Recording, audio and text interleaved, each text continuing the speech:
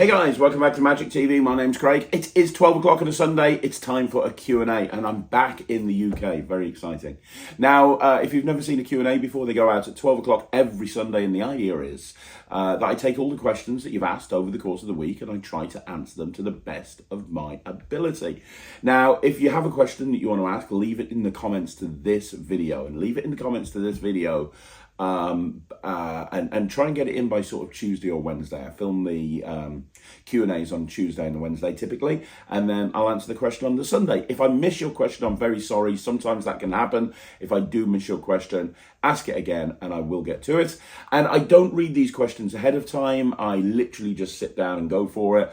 So you're getting my raw, unfiltered opinion. And if any of these questions I think would be appropriate for a longer video, that will form the basis of a longer video in the future. Anyway, with that all in mind, we're going to get straight into it. We've got quite a lot of questions this week, so we're going to get straight into it with this week's Q&A. Okay, so the first question is from Andy Lackley, who says, "Hey Craig, great video once again. Thank you very much. Will the podcast with you and Lloyd Barnes return? Hope so." Yes, it is returning. It was just a very manic August, to be perfectly honest. I was out the country for the entire month. I had, I think one day sleeping in my own bed over a 6-week period. And I was literally all over the place. And I was able to keep up with the videos on YouTube by batching some ahead of time and filming some in the States. But that just wasn't possible with the podcast, because when it was like midnight my time, it would be 8 o'clock in the morning with Lloyd, and just everything was completely out of sync. But the podcast has returned. The most recent episode went up on Wednesday, and if you want your podcast fix, then you can go and check that out. But thanks very much for the question. Okay, the next question is from Mac Magic, who says, "Hi Craig, a while back I asked about the balloon swallow, and you mentioned how it's public domain. You'd be happy to make a tutorial on it. Whenever you get the time, would you be able to do that video?" Yeah, I can probably do it in the next week or two, not a problem. I used to do the balloon swallow like all of the time. It used to be in every illusion show, because we used to do this trick that we called the Rings of Death.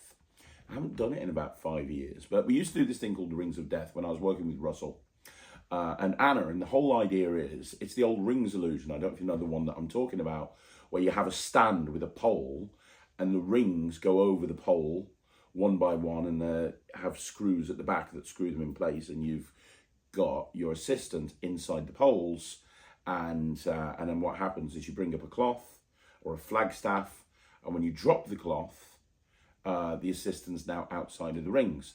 And I always liked the illusion, but the problem with it was always very, it was very over very quickly. And there was a lot of procedure, because you had to take these rings, put them in place, screw massive wing nuts on them to get them in. And it would take like a good couple of minutes, which every other act I'd seen use this. They'd kind of done it to music to cover this moment, but it was still kind of boring and procedural. And then the final moment where the cloth is dropped and the girl's out of the rings is very anticlimactic, because you've had all this build up for like this 1 second. And me and Russell kind of realized that we could do this as a as a kind of an assistant's revenge, as a transposition type thing. So what we used to do is, and this used to be the finale of the show for a long while, we used to say, right, we're going to do the Rings of Death. We'd bring these rings out. We'd get a member of the audience to come up and help. And we'd say, we're going to take these rings, and we're going to take Anna, and we're going to drop these rings over the top of of Anna, one at a time, and we're going to screw screws in the back. And we had the person from the audience to come up and help Russell, because we didn't want people in the audience to think that they weren't really being screwed on. And I would say, now, while that happens, I would like to show you one of the most dangerous illusions of all time. Here we go. And the music would start, I think it was Americano, just some really funny upbeat music. And I would come out and I would do the balloon swallow in a very funny way. And that would take like about 2 minutes. So while this whole process, and there's a lesson to be learned there, which is, if you're doing a trick, I'm talking about an illusion show here, but if you're doing a trick in a close-up environment or in a stage environment or whenever you are, and there's a lot of procedure, think about how you can eliminate that procedure. Now, if you can't eliminate it because it's part of the method, what can you do to distract from it? Now, in the case of the rings, we couldn't eliminate that procedure. It had to be done. So it was about how we can make the procedure more entertaining, or how we can have something else happen while that procedure takes place. So I would do the balloon swallow at that point. And then, you'd do the old gag at the end where you'd swallow it. Thank you very much.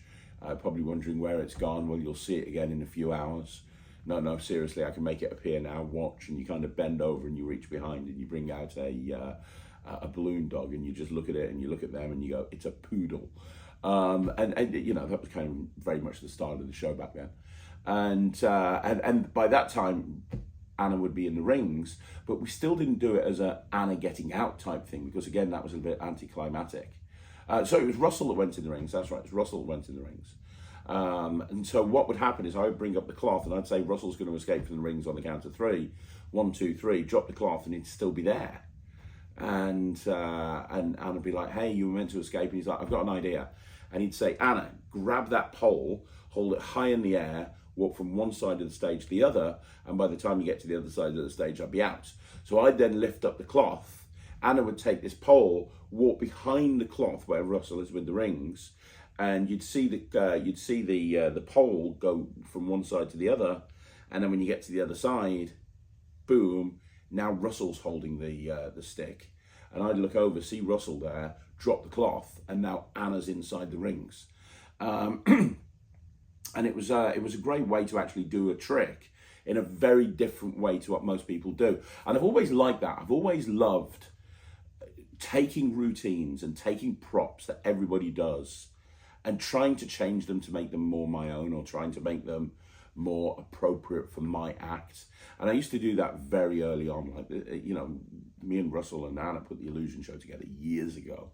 But we were trying to do that really back in the day, back then. We didn't want to do your typical Illusion show. We wanted every single routine in the show to look very, very different to anything anybody else was doing. And that was a perfect example. But anyway, that's a long-winded way to say, yes, I will do a tutorial on the balloon swallow. So I got completely carried away. But yes, that is not a problem. I'll do that. Okay, so the next question is from Darren Bain, who says, hi, Craig. It was great seeing your reaction to Ryland on AGT. It was very genuine. Anyway, quick question from me. I know you've got a massive effects coming out. Did I hear rightly that you've got some kind of credit card EDC on the cards, as it were? And if so, can you provide any details, especially an ETA? Cheers. Yeah. 100% for sure. So this is, so I've got 2 credit card things coming out. And the first one is with Penguin, and it's been filmed, and the live performances have been done. I believe that they're just trying to get the props and everything together. It's a big process. It's a big process when you're working with magic companies, from the bit that you do to the bit that, to the trick being released. And actually, on a side note, and I think it's important to speak about this, a lot of people that become creators and start working with companies, I speak to them and they express genuine frustration. And the reason they do is because they think that it's going to be a very quick process, and that they're going to have this idea, they're going to have the magic company say yes, and then a couple of weeks later it's going to come out. It can be a very long time for a million different reasons that are outside of the outside of the control of both you and the company that you're working with. Penguin, I've got a trick that's meant to be coming out soon, and it is going to come out soon. And I filmed a tutorial to it about 3 years ago, 2.5 years ago, something like that. And it's still not come out. And there's a couple of routines like that. Now, this particular product, I believe that we're really on track for it to come out either late 23 or early 24. And yes, it's a credit card project. You get numerous credit cards with it, and it's really awesome. It's in my wallet all of the time, and it's super easy to do. I can't really tell you much about it, but it's when you see it, I've taken an existing plot that's got nothing to do with credit cards, that's a very popular and very well known and very beloved plot, and I've applied it to credit cards. And when you look at it, it's one of those things that you go, why didn't I think of that? Why did I not think of that? And it's a really fun routine to do. And the reactions that we got when we did the live performances were insane. We had people like completely freaking out, like just completely and totally freaking out and not having a clue what was going on. So that's the one. That'll be the first one out. I have got another credit card project coming out as well with a different company, and that's one single credit card. And again, that's taking an existing, I don't want to say plot, it's not really a plot, taking an existing trick that got marketed many, many years ago and applying it to credit cards. And if you saw this credit card trick that's coming out, and I think this might be the first one to come out, but if you saw this credit card trick that's coming out, and you wouldn't recognize where the inspiration was. But the inspiration was this other trick, and I'll talk about it on the project.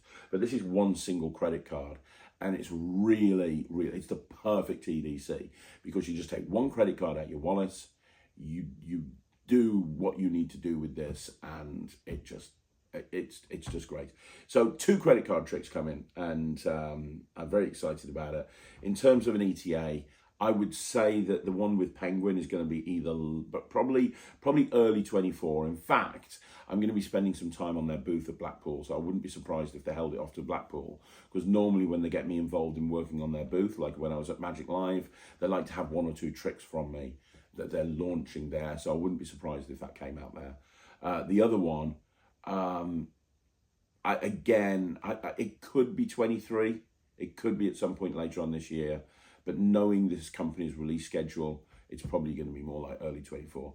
But I will keep you updated. Okay, so the next question is Mick Anderson, who says, "Hi Craig, love the Mirage coin set, thank you very much. Do you have a copper silver brass routine you perform with it? And if so, would it be possible for you to post it at some point on the Alakazam group or Facebook? Also, have you got any routines with it that you haven't published yet?" Yes, I have. And I'm going to be, obviously I've been busy over August, but my plan is to send Pete some more routines with the Mirage coin set that he can update into people's accounts. I'll probably put a performance video into the Facebook group. I don't like just exclusively putting it into the Facebook group, because I'm aware that a lot of people haven't got Facebook, and I don't think it's fair that if they've bought the coin set, they haven't got access to extra material. But there are a bunch of extra routines that I've actually developed with the Mirage coin set since it came out. And I'm going up in October to film with Pete, or down to Kent. And when I do, I'll probably say to him, "Hey, do you want to sit down and film some Mirage coin set stuff?" Because I've got some extra stuff that I'd like to put into their people's accounts. I don't have a copper silver brass. That's not to say I couldn't put one together. I could see how you could use the Mirage coin set for a copper silver brass, but I haven't actually developed one yet. But maybe you've inspired me to put one together. I will say that my new coin set that's coming out, Nightshade, has an absolute kick-ass copper silver brass with it. Or actually, not. It doesn't have a copper silver brass. It has a 2 copper, 1 silver routine with it. That's just sick. It really is. But yeah, so look out for it. Probably if I film it with Pete in October, I imagine he'll drop it into people's accounts fairly shortly thereafter. But yeah, no problem. Okay, so the next question is from IVO3419, who says, "Hi Craig, question for next week. Do you take interns in your company?" No, we don't really have interns in the UK as such that I'm aware of. So we wouldn't take. I think the equivalent is apprentices. I think we call an intern an apprentice, possibly. Yeah, we have taken apprentices in the past. In fact, the last apprentice that we took on is Jack, who you've seen in a lot of videos. So he came to us as an apprentice. So 4 days a week he was working in the office, and then 1 day a week he was doing like work towards his apprenticeship. And he was doing his apprenticeship, and he was doing it all through COVID as well. And when he finished his apprenticeship, we made him full-time in the company. So he now works with us full time, but he started as an apprentice. We haven't got any apprentices at the moment. That's not to say that we wouldn't have any. We've just taken on another member of staff. We need to take on 2 more members of staff in the next couple of months, and we need a bigger boat. We're going to have to start thinking about getting a bigger office, to be honest, because we're outgrowing the office we're in. But I love bringing in apprentices, especially in a marketing or a sales role, because they come without any preconceived ideas of how to sell or how to market, because we do things very differently to other people. So yeah, we do apprenticeships, yeah, which I think is what an intern is. Don't think we have interns in the UK. We have apprentices, but the answer is yes. Okay, so the next question is from the Kitchen Magician 3194. Hey buddy, hope you're well. Kitchen Magician says, hi Craig, here's my question for your next show. Have you ever cancelled a gig due to bad anxiety? What would you recommend for battling this? Your thoughts, the Kitchen Magician. No, I haven't. I've never let a client down.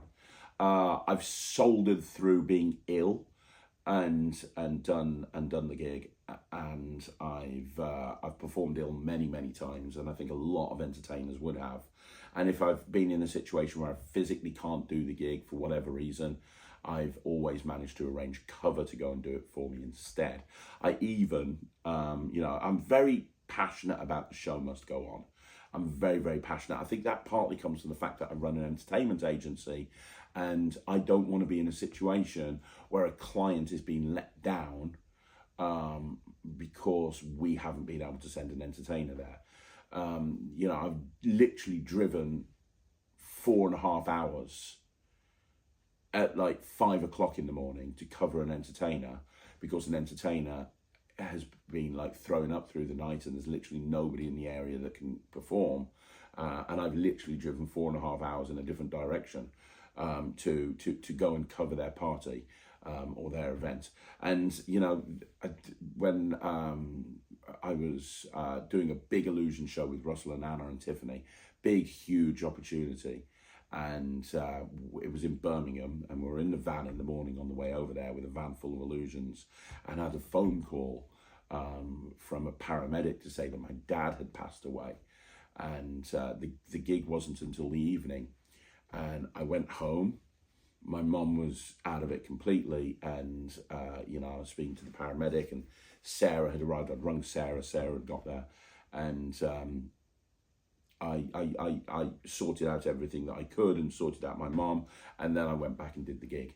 Now, I'm not suggesting that people do that, but that was my choice, and I wanted to do that because I didn't want to let the client down. So I've been in terms of anxiety, I've been in a lot of really nerve-wracking situations. I've been in a lot of situations.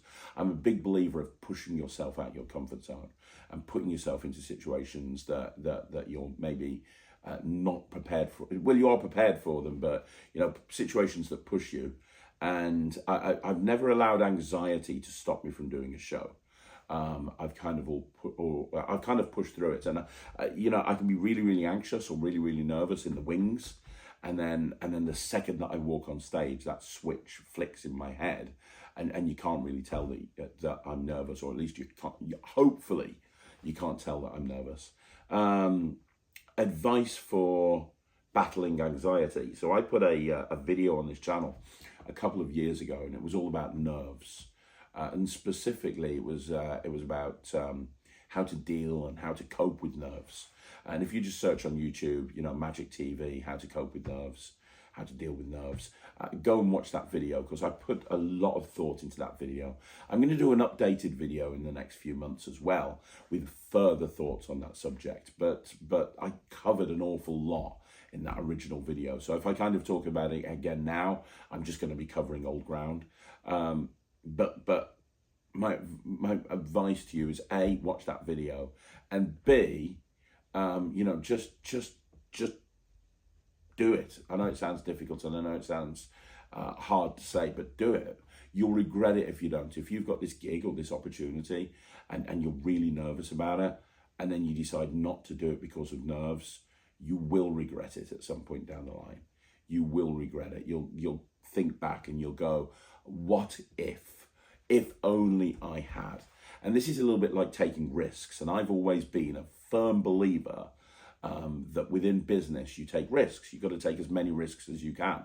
And I think I talked about this on a recent video. When I take risks, I ask myself a question. And the question, very, very simply, that I ask myself is, what's the best case scenario? What's the worst case scenario? And what's the most likely scenario? And if I can live with the worst case scenario, then I'm going to go for it. And that's the perfect example of, cancelling a gig because of nerves. Because what's the worst case scenario? Well, the worst case scenario is you walk on stage for half an hour, you die on your ass. People don't like your set. And then you walk off. You're never going to see those people again. They're never going to see you again at all. So what's the problem? I said to Ryland, and I always say to Ryland, I say, hey, if you're going to get anywhere in this industry, you're going to have to die on your ass. You're going to have to go out there and do a bad job, because that's how you get better. It's fine to fail as long as you fail forwards. If you make the same mistake over and over again and don't learn from it, well, that then becomes a problem. But as long as you go into a situation and you analyze it afterwards and you go, okay, I was nervous beforehand, I went and did this gig and it didn't go very well. I died on my arse. Why did it not go very well? Well, I did this, this, this, and this. And I could have done this and I didn't, but I didn't do this and I should have done that. Right, okay.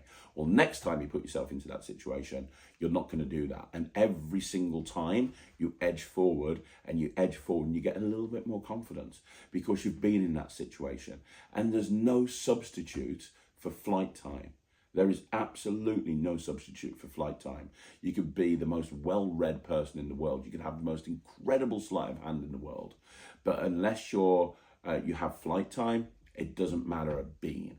And I'll tell you right now, if somebody could wave, if I had no skill at magic at all, and I'd never performed a day in my life, and I could have one of two outcomes. You could have somebody wave a magic wand, and I could have one of two outcomes. The first outcome is I have the skill of Michael Vincent, and I'm just the most skillful magician in the entire world. Or the second outcome is I'm not skillful at all, but presentationally I'm amazing, and I've got 20 years of experience under my belt. I'd rather go for that option. Because if I'm good at presenting my magic and I've got tons of experience, that's going to allow me to get out there and perform and do a good job, regardless of what my technical skill is. And then I can learn the technical skill over time. So push yourself out there. Don't be afraid to fail, because that's why you're nervous. That's why the anxiety is stopping you from doing something. You're worried about what people think.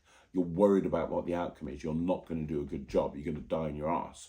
You got to die in your ass, man. You got to go out there and you got to die, because then you learn and you get better. Flight time, experience. I spent years on the holiday park circuit, and the first show I did, I was terrible. Second show I did, I was terrible, and I got better over time. Okay, so the next question is from Kevin's Wiz, who says, please come to the Chicago Magic Lounge for a performance and lecture. Thanks for everything you put out and do for magic. I think almost every trick I do has a little bit of Craig Petty in it. Man, that's amazing. Thank you. And yeah, hey, tell the Chicago Magic Lounge to contact me. I would love so much to go there. I'm going to put a video out of my goals for the next couple of years. And if anyone can help me with any of those goals, that would be amazing. I've got a lot I want to achieve, and the Chicago Magic Lounge is one of them. So if you know somebody at the Chicago Magic Lounge, tell them I want to do it. Okay, so the next question is from Kevin Goisey, who says, what have you enjoyed the most about being on the road, and what have you enjoyed the least? Great question. I mean, well, this is the last 6 weeks have been mental, but it's been very different, a very different experience than when I was on the road before. Because back in the day, I would literally be on the road. I would leave on a Monday afternoon, and I'd go in a van, and we'd go into a holiday park, and we'd stay in that general area, and we'd be doing holiday parks Monday, Tuesday, Wednesday, Thursday, Friday. Get back very early on the Friday morning, probably go out and do a gig on the Saturday, probably do out a gig or two on the Sunday, and then, back on the road again on the following Monday to go out and do holiday parks again. That would be 6 months. And then when I wasn't doing holiday parks, I would go out and I'd do ships, and I'd spend like a week, maybe 2 weeks doing ships. Then I'd be back a week. Then I'd go out and do ships for 2 weeks again. And I was always on the road all the time. And the thing I hated the most is I missed my family. I missed my family. I was doing that when Rylan was very young, and I missed a lot of him growing up, which was not good. And I miss Sarah, and I miss my dogs. This time it's been a little bit different because a lot of being on the road, I had Ryland with me. And I had Sarah and Thea with me for a part of it as well. Not all of it, but for a large part of it, they were with me as well. So that was great. I didn't miss my family. I did miss my dogs, but I didn't miss my family. But I think the hardest part was not being in the office. Like, I'm a hard worker. I like to work hard. But I also like to have my finger on the pulse as to what's going on. And I've got an amazing team around me. Don't get me wrong, I love my team and they do an incredible job. And I trust them to be able to do everything while I'm not there. But I've got that kind of mindset of I need to be aware of everything that's going on in the company at any given time. I need to be able to be there to go, okay, so what are the sales figures for this week? What are the sales figures for last week? Right, where were we last year? Where were we in 2019? Where were we in 2018?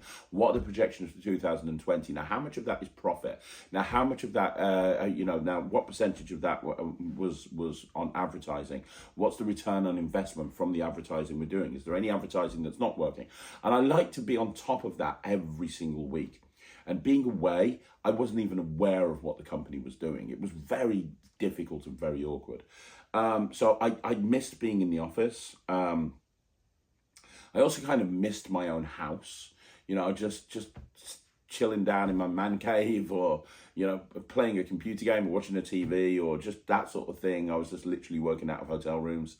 And just not, and that's it really. And having to film videos from bedrooms and hotel rooms instead of actually being able to do it somewhere a little bit more appropriate like this. So that's probably what I enjoyed the least. In terms of what I enjoyed most, well, it's an amazing experience doing the sort of stuff I've been doing the last few weeks, going to Magic Live, all that sort of stuff. But I think my favourite part was watching Ryland do it. How many kids at the age of 10 get to travel around the country, around the world, performing on some of the biggest stages? I don't know many people at the age of 10 that get that opportunity. It can happen, but I don't know many. And, he's been travelling all over, and he's got more to do. He's flying out on another trip in October to America. To do a series of shows, which is going to be really cool, and then he's flying to Paris, I think it is, to do some stuff in Paris. So he's all over the place, and it was just amazing. My dad, as much as I loved him, he hated magic, hated it with a passion, and he always says that I as much as I respected him, and I really did. He would try to convince me every single day that I should give up. What are you doing? Go get a proper job. You've got a degree. You don't need to be doing this. This is ridiculous. Why are you doing this? And even to the point that he got my brother to one Christmas to sit me down and give me a talk and tell me that I'm wasting my life. And it wasn't nice at all. And unfortunately, nothing I could do could make him realize that I was doing something that I loved to do, and that was the most important thing. He didn't get that. He had this very old school mentality of you have a job for life. You go and work for a company, you go and do that job for life, you have a pension, you retire. And I used to say to him, there's no such thing as a job for life these days, Dad. And he'd say, yes, of course there is. And I'd point out all the various companies that have shut down. Oh, really, Dad? If there's a job for life, why has Woolworths just gone bankrupt? And why have, tens of thousands of people have lost their job. Do you think the people working there thought that they had a job for life in Woolworths? Well, what about this company that shut down? What about this company that shut down? At least running my own business, I'm in control of my own destiny. My income and my ability to live isn't tied into somebody else's bank balance or balance sheet or how well their company's doing.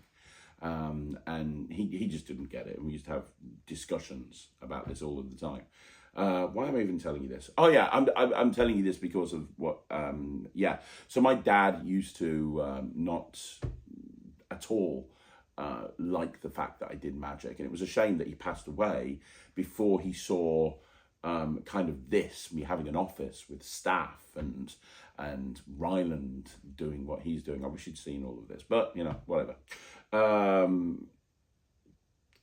So why am I telling you that about what I enjoyed I have no idea why I told you that story. I'm sure it tied into the question. But in terms of what I enjoyed the most and what I enjoyed the least, it was because who cares? Who knows? But I enjoyed the least being away from my dogs and being away from my office. But what I enjoyed the most is, it was about giving Ryan an opportunity. Ryan loves magic, and I have said to him over and over again, you can do with everything you want to do. Dude, if you want to be a magician, don't anyone tell you can't be a magician. You be a magician. If you don't want to be a magician, that's cool. We've had some fun, not a problem. You might get to, you might get a bit older and you might want to do something else. You might want to do, you might decide that you want to become really academic and you might want to go to university and do this and that and the other, and that's absolutely fine. It might be that you want to be a professional footballer. You can do whatever you want to do as long as you put the time and the effort in, as long as you work hard, and as long as you believe in yourself, then you can achieve anything. But you've got to have self-belief, because if you don't believe in yourself, nobody else will believe in yourself. And I say that to him all of the time. So giving him an opportunity where he's running around the world doing what I could only dream of doing. Like, he does gigs now and he's had opportunities now that back 10 years ago, I would have loved to have and I've never had. And, I don't feel bitter about it. I feel excited. Because you want your kids to do better than you. That's what you want. And I want my kids, both Ryan and Anthea, to do better than anything I've ever done. And seeing what Ryan's achieving makes me very happy. So, so that's what I enjoyed the most, seeing Ryland's face at all of these opportunities that open up in front of him. And what I enjoyed the least is being away from my office and my dogs and my house. Next question is from Martha980, who says, do you still remember a magician called Andrew Mayne? With what enthusiasm in his eyes he showed good and sometimes not so good tricks. What's your opinion about him? I used to like Andrew Mayne. I used to really, really like Andrew Mayne. I still have in my warehouse a sword basket that I made from plans that I bought from Andrew Mayne. And it was back in the day when I didn't have hardly any money to buy illusions, and so I used to buy plans, and he sold this sword box plan, and I bought it, and I made it. I made it out of wood. He suggested make it out of cardboard. I made it out of wood so it would last. But yeah, to answer the question, yeah, absolutely, 100%. I loved Andrew Mayne. I thought he was great. I don't know where he's disappeared to. He's one of those people that have kind of vanished off the face of the planet. There's certain people that I'd love to interview on Magic TV and find out where they've gone. Andrew Mayne is one of them. Wayne Houchin is one of them. The guy that created the number 2 pencil. I can't remember his name now. Number 2 pencil. He also did. Mark Genest. I'd love to know where he's gone. There's certain people I'd love to know where they disappeared and why they disappeared out of magic. But he was great. He was great, and some of his stuff was amazing. Another one of his routines that I used to do in my show all the time was Gutbuster. Gutbuster was great. I used to do that before I did an illusion show. I used to do that with Russell's dad, Ethan. We used to do a 2-person show for a while. And we wanted something kind of that would fit into this show, that would play big, but didn't really, take up any space in the car. And so we got Gutbuster, and we did Gutbuster for a long time. And I'd have, what I used to do with it. So I used to have, if you don't know what Gutbuster is, it was a way of standing behind somebody and having your hand go through through their body, and then they would undo their shirt, and you would see that it's actually ripping through the flesh, and there'd be blood coming out and everything. It looked really good. And I remember the routine we put together for it was I would have somebody pick a card and sign it, and I would have the card taken, I'd rip it up. No, I wouldn't rip it up, I'd fold it up, that's right, I'd fold it up, and I'd put it in, give it to Ethan. Ethan would eat it. And then once he's eaten it, I would go behind him and I would reach through his stomach. And as my hand came through, it would hold a playing card folded up. But like there'd be blood and guts hanging off it and everything.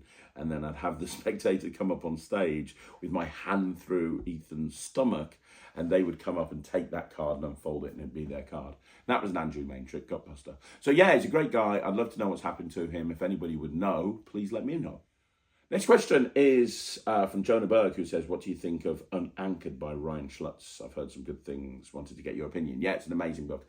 All of Ryan's stuff is brilliant. I don't think he's ever put out a bad trick or a bad book. His stuff that he's done, especially his kind of near to self working card magic, is just inspirational. It really is. And Unanchored is just as good. At some point we'll be getting it on the review show, but yeah, I'd highly recommend it. Another question from Jonah Berg, who says, it's funny that David Blade comments on your videos. Obviously, it's not him, but that leads into my question. Do you think any famous magicians like David Blaine or Penn and Teller actually watch your videos? That would be pretty cool. Also, do you think you could interview David Blaine? Because I know you have connections. I don't know if I could interview David Blaine. I know people that know him. I don't know him personally. We'll have to see. It'd be really cool if I could. I've got certain people on my bucket list that I'd like to interview on Magic TV, and he is absolutely, definitely one of them. Do I think famous people watch the show? It does surprise me sometimes. When I was at Magic Live, I was speaking to like legends in Magic, and I was like, "Hey, how you doing?" And they'd bring up like a video that I did, and I was thinking to myself, "You watch my channel?" And so I'm not talking about like people like Copperfield or David Blaine or Penn and Teller, but there were certain people I was talking to, and I was like, I can't believe you watch my videos. That's insane. That's crazy. That baffles my mind. But yeah, they do, some of them, which is great. But in terms of the big hitters, I don't know. If Penn and Teller are watching this video right now, please contact me. I want to interview you. I don't think it's going to go anywhere, but you never know. Okay, so the next question is from the Magic of Seth, who says, great video as always, thank you, you're more than welcome. How would your approach to a work inquiry in a magic-themed restaurant differ from a standard restaurant? It's a great question. Well, if it's a magic-themed restaurant, then you would assume that they will understand the importance of magic and that magic would actually be within their business plan. So I suppose the first thing that I'd do is I'd do some research. I'd do some research and I'd find out if they have magicians working at the restaurant and if they're looking for any more. Because you have to assume that if it's a magic themed restaurant, they're going to have magicians there. Now, if they haven't, okay, fine, great. But if they have, I'd still, they might have a rota. They might want more than one magician. Either way, I'd approach them. And I'd probably send them an email first of all and introduce myself. And I'd probably say, hey, I wanted to reach out to you. My name's Craig. I'm a professional magician based near your restaurant, and I wanted to reach out and just show you some of my stuff. I've included links to some videos so you can see me performing, but I think that I would be the perfect fit for your restaurant because you're a magic themed restaurant, and I think that my magic would fit perfectly within your restaurant. Would it be possible for me to have a sit down chat with you at some point and show you some of the stuff that I do, which is a totally different approach because normally I don't advocate actually performing that much magic to the restaurant you're reaching out to. But in this case, if it's a magic themed restaurant, I think that you'd have to. And if they didn't reply to that email, I'll probably phone them a week later or maybe send them a follow-up email. My goal would be to get a sit-down meeting with them. And at that point, my goal would be to go in and do magic that they've never seen before. And what I mean by that is If they're a magic themed restaurant, like I say, there's a good chance that there's going to be a magician there, and you'll know that from the research that you've done. Now, if they've invited you in, they think that there's a place for you, but you need to come across as not just everyone else. So I wouldn't be doing ambitious card. I wouldn't be doing omni deck. I wouldn't be doing double cross. I wouldn't be doing sponge balls. I'd be doing stuff that I would be fairly sure would be unique to me, that they haven't seen other people do. Because I think that when you're working with a magic themed restaurants, having that unique aspect to what you do would work really well. The other thing is I'd try and figure out ahead of time who their target audience is, and I'd make sure that the magic that I'm performing is tied into their target audience.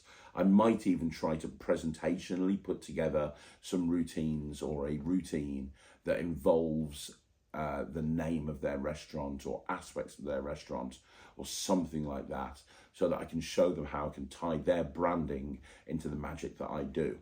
And then, you know, my goal would be to then take it from there and see if I can get a gig with them. So I think it's a similar approach, but I think you'd have to vary it up slightly if you are, you know, like approaching a restaurant that has got magic theming to it. Okay, so one final question from David Johnson, who says, I really think that the out to lunch principle is underutilized. Do you think that you could put together a hows and whys on the out to lunch process principle? Yes, is the answer. In fact, it's something that I'm putting together right now. This might be the next hows and whys that's out, to be honest.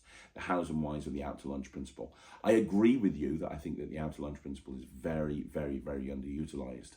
And there's a load of stuff that I do, but there's also a load of material out there as well that I don't see anyone else doing, because most people use the out to lunch principle for the same thing, or they don't do it at all.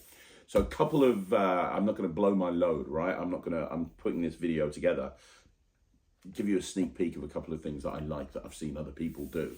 The first is a Michael Close idea, and he has a really cool thing with out to lunch, which, as it's coming up to Halloween, is perfect to talk about. He does this thing with a smiley face. So he brings out a little stack of business cards, and he says, I'm going to draw a smiley face. And he draws a smiley face, and he says that this is going to be a vampire. Can you do me a favor? Can you write? Can you give the vampire a name and write his name down there? So they do, and he puts it down on the table. And he says, obviously, you can't tell. If you've ever seen Buffy the Vampire Slayer, you can't tell that that's an angel, that's a vampire. It looks like a normal human being until they turn into a vampire. Let me show you what that would look like. And I'm condensing the presentation, but when they pick up the card and look at it, now that little smiley face has now got little fangs with blood dripping out of it, and it's a very cute bit. It's really cool. Another great idea by Greg Wilson, which I've got a variation on.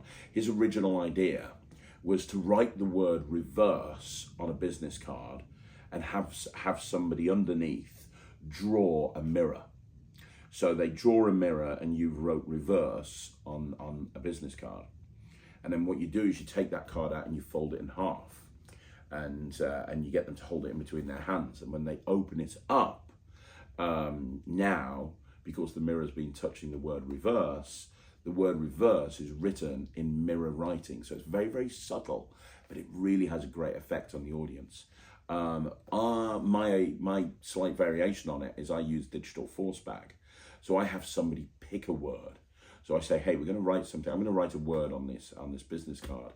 And I've already pre-written the word, but they don't know that. So I say, I've got a stack of business cards. I'm going to write a word here. We're going to pick a word at random. I've got 100 random words on my phone. Give me a number from 1 to 100. Boom. What's there? Okay, it's blah. Okay, brilliant. I'm going to write that there. And I show it them. And I say, now, can you draw a mirror here? And I take it out and fold it in half. And then when they open it, their freely chosen word is now written in reverse writing. So that's good. The Jay Sankey, I've talked about this before on the channel. He's got selective memory loss, I think, or something like that, where he uses the out to lunch principle to make people think that he's taking their memory away from them, which is brilliant. It's a really great trick. If you haven't seen it, you should go check that out. Yeah, and I've got about 7 or 8 routines as well. This will be a big hows and whys. If you don't do the out to lunch principle, you absolutely should do it. Of course, there's so many different ways that you can actually use the out to lunch principle. So that's probably going to be dropping this month, I think. I think I'm scheduled to film that next week. So look out for that really soon. But in answer to your question, yes, I think it's a very underutilized principle, and there's an awful lot that you can do with the out to lunch. So there you go, guys. That's another video in the bag. That's another Q&A in the bag. Thank you once again for joining me right here on Magic TV. And, you know, I really appreciate every single one of you. The reason that I put the time and effort into this channel is because people like you that are watching this every single day and kind of watching the content that I put out. So thank you so much. Now stick around because there's a couple more videos coming up today. At 6 o'clock there's a Magic Live. At 9 o'clock I've got a review show special, and it's a very, very, very highly requested review show special. I'm going to be talking about Cube 52, which came out about 3 weeks ago, and I'm going to be sharing with you some live performance footage from the project. So you can see exactly how this stuff plays in the real world. I can't wait for you guys to see that. It's going to be happening at 9 o'clock tonight. Don't forget, you want to see more videos like this, like the video, subscribe to the channel. Please, if you're on the Netrix, go join the Discord, because the Discord is amazing. Thank you to Nicholas Mavresis, who was on the recent Discord doing the Q&A. And yeah, if you haven't already joined the Netrix, it's the place to be. www.thenetrix.com. Hundreds of videos and more getting at it every single day. I'll see you again soon. Thank you so much for watching. My name's Craig from Magic TV.